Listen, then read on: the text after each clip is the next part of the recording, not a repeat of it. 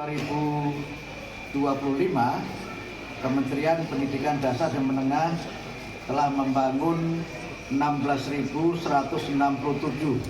satuan pendidikan yang mendapatkan revitalisasi. Ini jauh di atas target yang semula 10.440. Dan tahun 2026, capaian revitalisasi sesuai dengan pagu awal sebanyak 11.744 satuan pendidikan, dan insya Allah akan ada tambahan sesuai dengan janji Bapak Presiden 60.000 satuan pendidikan. Sehingga pada tahun 2026 insya Allah akan kita bangun, akan ada revitalisasi untuk 71.744 satuan pendidikan.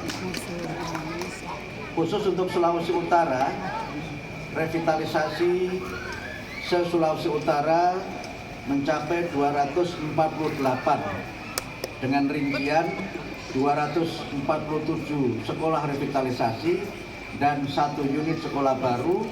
Anggaran yang sudah kita gunakan untuk pembangunan itu sebanyak 231 miliar 45.388.927 rupiah. Khusus untuk Kota Manado, revitalisasi di Kota Manado mencapai 18 sekolah. Ini sekitar 7,3% dari total revitalisasi se-Provinsi Sulawesi Utara.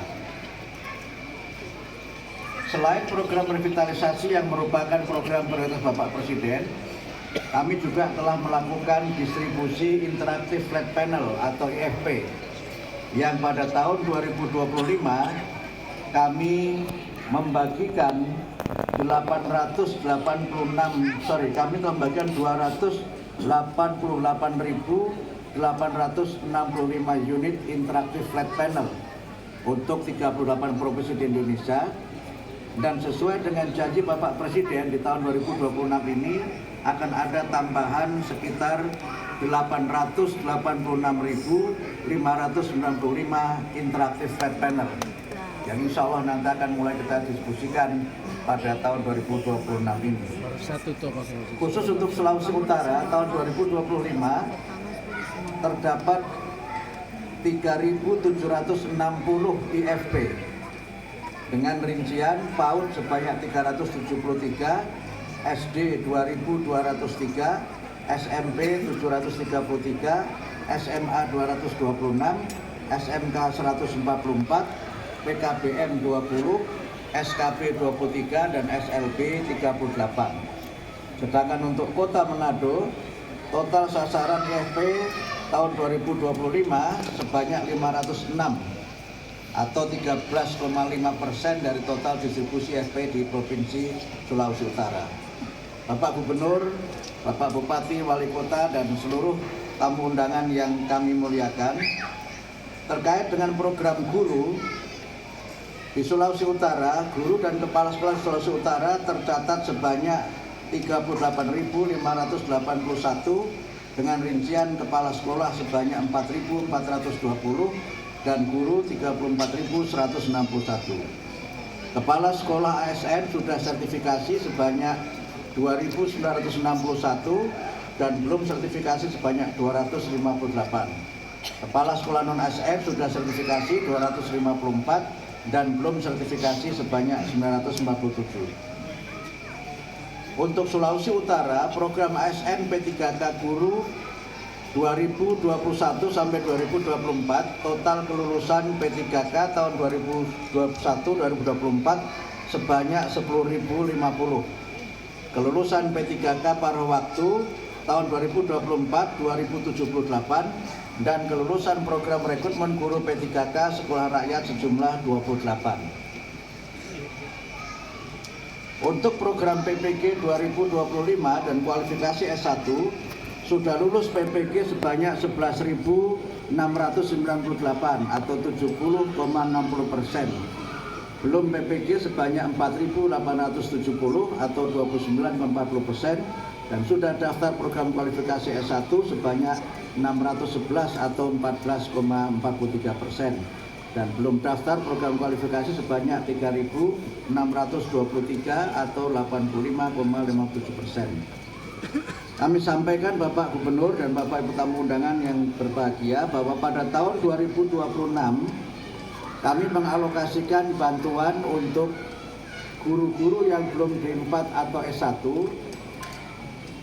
beasiswa 3 juta per semester untuk menempuh program D4 atau S1, 150.000 untuk seluruh Indonesia dengan program rekognisi pembelajaran lampau.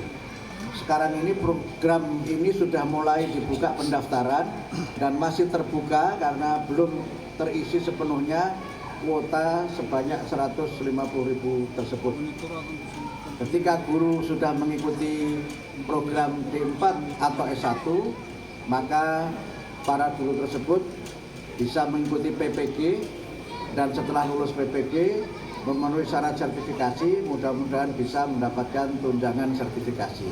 Ini adalah bagian dari komitmen Bapak Presiden dalam rangka meningkatkan kesejahteraan dan meningkatkan kualifikasi bagi para guru di seluruh Indonesia. Yang terakhir, kami ingin menyampaikan bahwa di antara program prioritas Bapak Presiden adalah wajib belajar 13 tahun yang dimulai dari taman kanak-kanak. Karena itu, maka pada tahun 2026 ini kami akan memprioritaskan pembangunan revitalisasi untuk di daerah-daerah yang terdampak bencana, daerah 3T, dan sekolah yang rusak berat, dan termasuk di dalamnya adalah pembangunan unit sekolah baru taman kanak-kanak di desa-desa yang belum berdiri taman kanak-kanak. Target kami sesuai dengan MOU dengan Kementerian Desa, satu desa minimal ada satu TK. Yang kedua, untuk pertama kali dalam sejarah, murid taman kanak-kanak mendapatkan bantuan PIP sebesar 450.000 per tahun, yang tahun ini kami alokasikan untuk 888.000 murid taman kanak-kanak. Sedangkan PIP untuk SD, SMP, SMA, dan SMK tahun ini jumlahnya meningkat. Kalau tahun 2025 kita alokasikan untuk 19 juta penerima, tahun ini 19.600.000 penerima PIP di seluruh Indonesia. Ini sekali lagi menunjukkan bagaimana komitmen Bapak Presiden dalam rangka memajukan pendidikan dan mewujudkan asta-cita, khususnya asta-cita yang keempat, yaitu membangun sumber daya manusia yang unggul. Terkait dengan program ASRI, ini juga program arahan Bapak Presiden.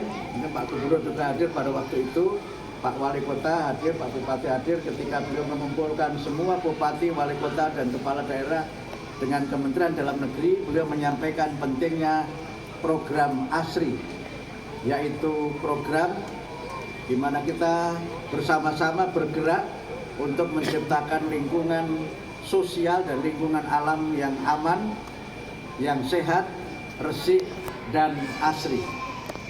Kami di Kementerian Pendidikan Dasar Menengah juga telah menerbitkan peraturan menteri untuk membangun sekolah yang aman dan nyaman, dan juga membangun sekolah yang sehat, sehingga program ini sejalan dengan program Bapak Presiden, bagaimana agar kehidupan di masyarakat dan juga suasana di sekolah adalah suasana dan kehidupan yang aman. Kita ciptakan lingkungan yang sehat, lingkungan yang bersih, dan lingkungan yang indah. Dengan cara seperti itu, kita semua tidak hanya diberikan oleh Bapak Presiden arahan tentang pentingnya kita hidup yang efisien, tapi juga kita diberikan arahan oleh beliau bahwa efisiensi itu bukan semata-mata berkaitan dengan bagaimana kita hemat energi dan juga hemat pengeluaran, tapi juga untuk menyelamatkan bumi, menyelamatkan alam, sehingga alam kita, tanah air kita ini semakin lestari, semakin indah, apalagi di Sulawesi Utara yang memang menjadi salah satu tujuan wisata dari berbagai tanah air, berbagai daerah di tanah air maupun dari mancanegara. Saya kira demikian dapat kami sampaikan. Menyambung Pak Gubernur, saya juga mengucapkan selamat Hari Kartini bagi ibu-ibu, bapak-bapak hari apa ya? Bapak-bapak Hari Kartono ya. Untuk ibu-ibu, saya mengucapkan selamat Hari Kartini. Semoga selamat Ibu Kartini dalam memajukan pendidikan, khususnya pendidikan bagi kaum perempuan, dapat menjadi inspirasi bagi kita semua untuk memajukan pendidikan, mencerdaskan kehidupan bangsa. Demikian dapat kami sampaikan. Terima kasih. Wassalamualaikum warahmatullahi wabarakatuh.